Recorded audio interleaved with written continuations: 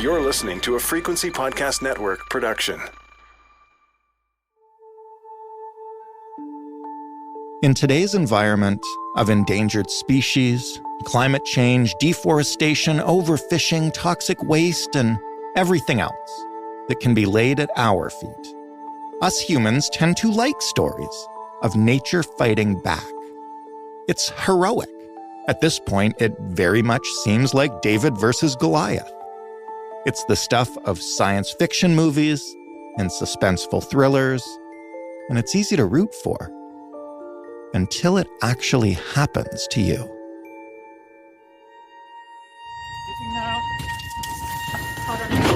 Yeah. Orcas are attacking and sinking boats off the coast of southern Spain. Yeah, misbehaving channel 16. We need assistance immediately. We need assistance immediately. We are sinking. That's a sailboat off the coast of Spain, late at night, calling desperately for help as the boat sinks. But sinks sounds a little too passive. The boat was sunk in a manner that certainly looked purposeful by a small group of orcas. And it wasn't the first time. Almost as much as we love fiction about nature fighting back, we love to write our own narratives on top of animal behavior. Which is, of course, why you're now seeing breathless headlines about orcas fighting back, turning on humans, getting their revenge. All of that.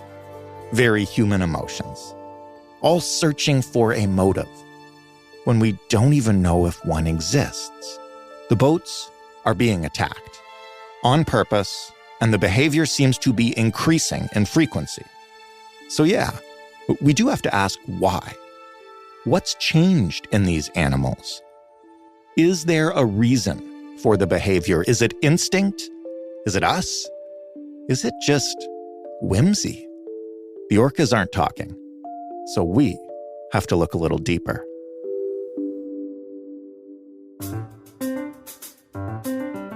I'm Jordan Heath Rawlings. This is The Big Story. Stephanie Pappas is a freelance science writer. She investigated the orca's behavior in a piece for Scientific American. Hello, Stephanie. Hi there. I'm going to ask you before we get going, and we will get into the details and the science and this behavior. But first, how weird is this phenomenon? This phenomenon of orcas attacking boats is very weird. It's extremely rare. There's a few scattered cases where one orca has attacked a boat. I think maybe a couple happened in the 70s, but this is the only place on Earth it's happening right now. And even there, over several years, there's only been 3 boats that have actually sunk.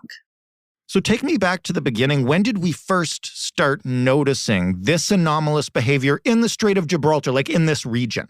So the first incident in this region happened in May 2020, but it didn't really start picking up until later that summer in July. And most commonly, what would happen is these small groups of orcas would come up to a boat. And these are usually pretty small boats, often sailboats. And they would start going after the rudder and ramming up against it, and that would spin the boat. And in some cases, they would ram at the hull as well, which would probably be quite scary if you're on this boat. Mm-hmm. But most of the time, they're targeting the rudders, sometimes scraping at them with their teeth, and they're quite good at breaking those rudders. And so Alfredo Lopez, who is an orca researcher at the Atlantic Orca Working Group in Spain, told me that almost 20% of the time that the orcas actually contact a boat, they damage it enough so the boat is no longer navigable. They can't sail it. If this began all the way back in 2020, why did it only start receiving this kind of coverage in recent months? Because it feels like now, even just over the last several weeks, we've heard a bunch of these reports. Have they just been happening steadily and we haven't paid attention? Yes. Some newspapers did report on the first attacks back in 2020. Okay. And last year, Lopez and his team did a study on those 2020 attacks that got a little bit of coverage, but it was mostly in the science press. And I don't know why it's taking off now. I would say maybe third time's a charm. This is the third time that they've actually sunk a boat. And maybe that starts to feel like a trend when you have 3 incidents. How often is the behavior happening? You mentioned 3 sunken boats. It began in 2020. Do we have like a full-on tally of just how many attacks there have been, how common it is? Yeah, so this is still very uncommon. The chances of getting attacked by an orca in the Strait of Gibraltar is very low. That's good. But yeah, you have to understand, like, this is a very high traffic area for watercraft. Boats are in and out of here. Right. Lopez and his team say that the orcas are only contacting maybe 1 out of every 100 boats in the area. And a lot of the times they're not damaging those boats, or maybe they're not even having direct contact. The orcas might come up to the boat but not touch it. Since 2020, the Orca Working Group has recorded 505 reactions, and not all of those are contact. Okay. And when they do contact the boat, maybe it's a few seconds, but sometimes it can be over an hour of them bumping up against the boat. And they'll typically approach under the boat so the crew doesn't know they're there, and then start kind of nudging it, pushing at that rudder. If the captain tries to push the rudder back, they'll often push back harder. And once the crew stops the boat, or if the rudder breaks, they're typically losing interest in swimming away. Okay. Most of the time, they're not interested in going after the boat once it's not moving anymore. That's fascinating. Has anybody been hurt in any of these attacks? Luckily, no one's been hurt. Okay. And the orcas don't seem interested in attacking or hurting the humans on these boats. In one case, people who were on board one of the sailboats that sank, they had to get into a lifeboat. And the orcas didn't bother them at all, despite the fact they're on a very small boat, very vulnerable. And we don't have any cases of orcas killing people in the wild. What kind of orca population are we talking about here? And can you describe them a bit and their usual habitat? You mentioned it's a really busy shipping area. Is that typical? What is it like? Yeah, so this area has been shared by orcas and people for as long as people have been sailing. This is the Mediterranean region has been an area where there have been people boating for thousands of years. Mm-hmm. And we have records going back of people reporting running into killer whales in the area. So who's there now? This is a really small, critically endangered, actually, subpopulation of orcas. They're separate from the other populations in the Northeast Atlantic. They kind of stay in their own bubble, I guess. And as of the last time there was an official census, that was in 2011, there were actually only 39 orcas in that whole subpopulation. And what they're doing there is mainly eating bluefin tuna. That's their favorite food.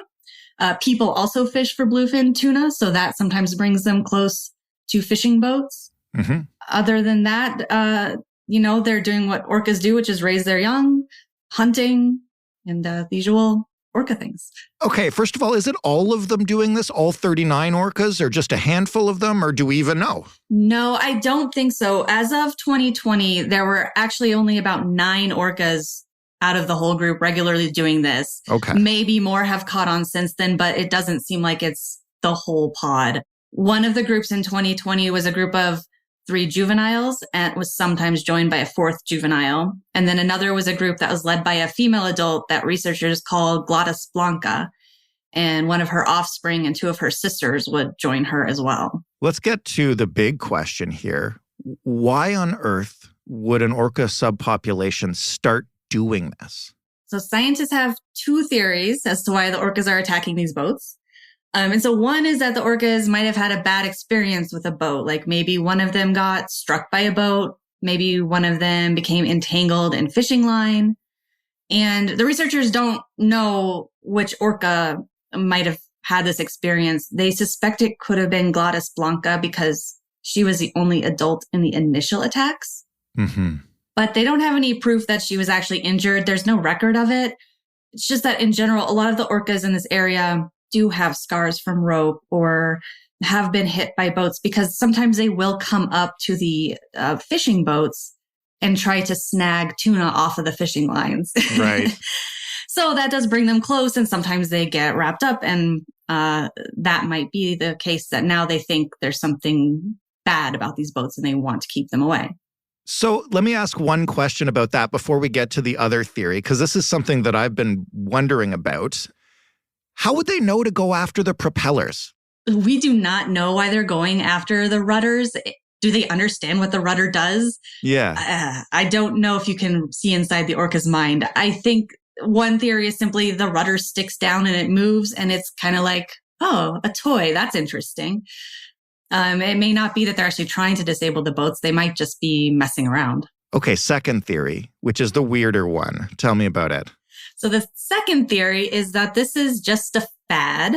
Orcas are these like super playful and curious animals, and sometimes they just kind of do stuff for no reason.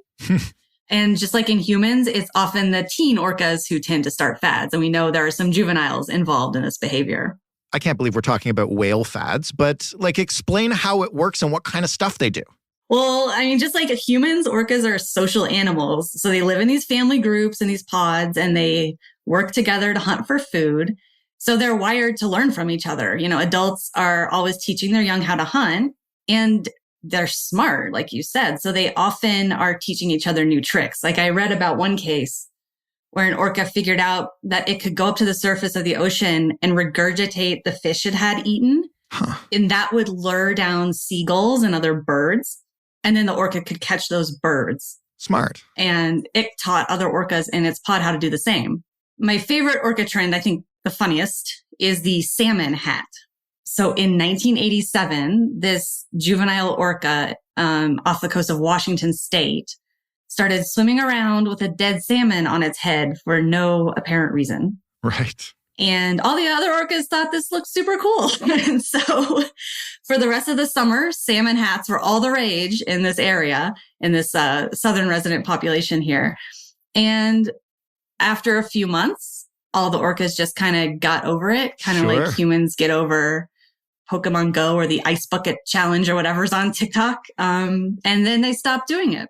Why would this be a fad? Because look, the hunting thing obviously is super smart and makes a lot of sense. The dead salmon thing is bizarre, but it's cool. So whatever. But you mentioned like they can hurt themselves on these boats and against these rudders. So how would this catch on?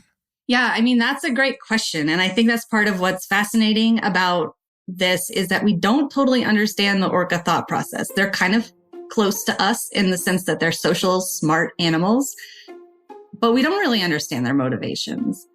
I talked to one researcher who said, I don't think we're going to know because we just don't think the way they think. Our environment is so different from theirs.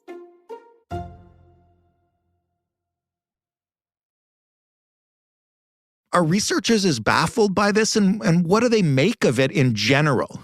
I would say they're baffled in the sense that nobody really knows why they're going after boats. But they're not necessarily surprised that the orcas have taught each other to do this because they know that orcas teach each other to do things. And they also know that orcas are very curious and playful and interact with their environment. So it's not a surprise in the grand scheme of orca behavior, but they are concerned because the concern is that there will be backlash against the orcas. It's a critically endangered subpopulation. And the researchers in Spain, they started this working group because they were concerned that people might start retaliating against the orcas or it might affect how people are interacting in the water. So the risk is more to the orcas than to people in the end. If you log on to any social media site right now where every time there is one of these incidents now, it prompts a round of like, yes, I'm on Team Orca. What does that feel like to you to see this gain that kind of attention?